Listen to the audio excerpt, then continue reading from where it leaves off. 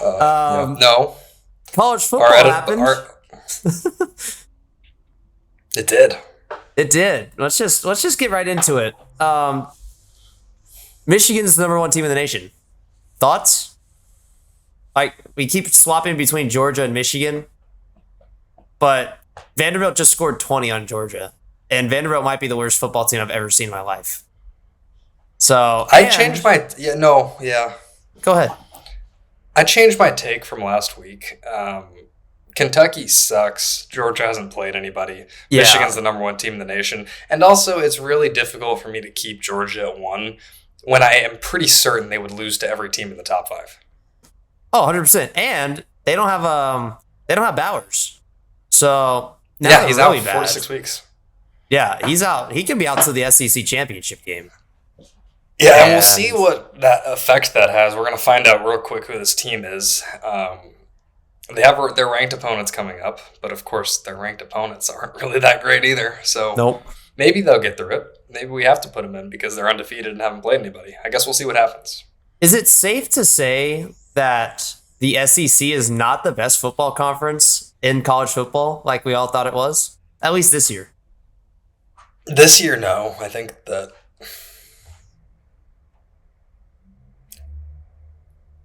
Is it the Pac-12? See, I don't know because I thought USC was the best Pac-12 team and they obviously suck. Oh, no. I would like to say I think it's pretty balanced. ACC is the worst. I got to go Big 10 or Big 12. Pac-12, I think you know what? It's a 3-way tie. Let's put it that way. I genuinely think that they're all super balanced. I'd put the Big 12 on the bottom end of that 3-way tie. Well, we certainly have a lot of parity in college football this year. I mean, you look at the top 25. I mean, there's a lot of undefeated teams. There's a lot of one-loss teams. We have a lot of exciting matchups week in and week out. This is a great year for college football. It's kind of a weird year for college football, but I love it, and it's unpredictable. And I feel like the past 10 years has been very predictable. And so it's a really great change of pace. Oh, definitely.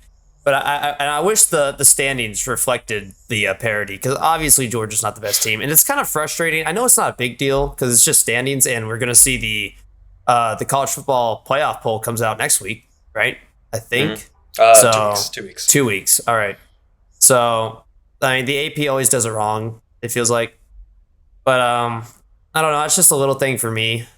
How the rankings or the polls don't reflect the true state of football.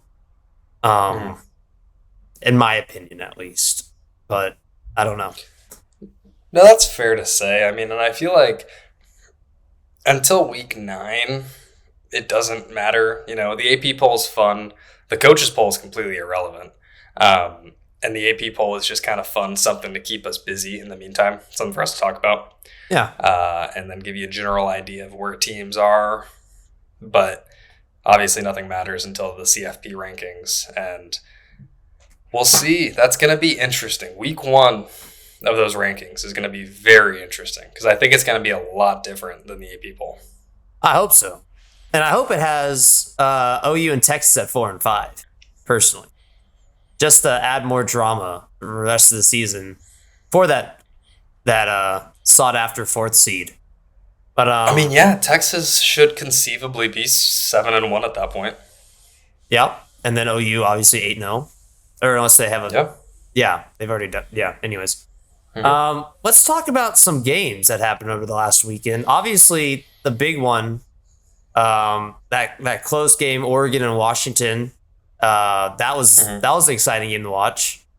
But what are your does Penix Jr. sit number 1 on the Heisman watch now after this game? Oh, big time. I think it was a close race between him and Caleb Williams. I mean, obviously the whole year. And combined with his performance, his big win over Oregon, and Caleb Williams disappearing, throwing 3 interceptions against Notre Dame in a terrible loss. Oh, where they were exposed as the team that they are, which is the team I thought they would be the whole time. I think Penix Jr. really separated himself, and I think has to be the favorite beyond a shadow of a doubt. Yeah, I think that's fair. USC is now ranked where they should be at 18. Yeah. and they just kept They're falling. a top 25 team because they have the best player in the nation. But second best. I still think, even though Travis Hunter got mossed this weekend after Colorado's disappointing choke, I still think Travis Hunter's the best player in football. I did want to talk about Travis Hunter. Go ahead. He is undisputedly the greatest player in the nation right now. Both sides of the ball, he's phenomenal. But I think that he needs to pick a side. I think he needs to pick wide receiver or corner. I think you should pick corner, personally. But you're watching, especially at this point in the season, in these longer games where he's playing on both sides, super physical, super competitive game, he is gassed by the end of the game. And he's getting just picked apart on defense because he has nothing left in the tank. And that's when he's giving up those plays. And you can't blame him for that. He's 110% effort on the field the entire game. And there's just nothing left. That's what I saw in that overtime. Yeah, and I mean, that was a hell of a catch. And honestly, he played that ball perfectly anyways. I mean, there's not much you could do there. Yeah. He just got mossed. It happens. I don't even know the guy who mossed his name. Respect to you, whoever. I'm so sorry I forgot your name. No disrespect, but hell of a play. Very, very heartbreaking loss for Colorado. But I mean, and everyone's upset at Colorado now. Like, this is a team that won one game last year. I know the hype was insane, but obviously that's what Deion Sanders brings. But this team, people who actually watch football knew that this team wasn't gonna stay up there for long. Of course, I had them in my top 10, but I had to get clicks. So it was for the clicks. Did I hope they were going to be the top 10? Absolutely. I love a great underdog story. But yeah, Deion, give Deion 2-3 years. Colorado will be, and they're going to be in the Big 12 next year. Who knows? That's exciting.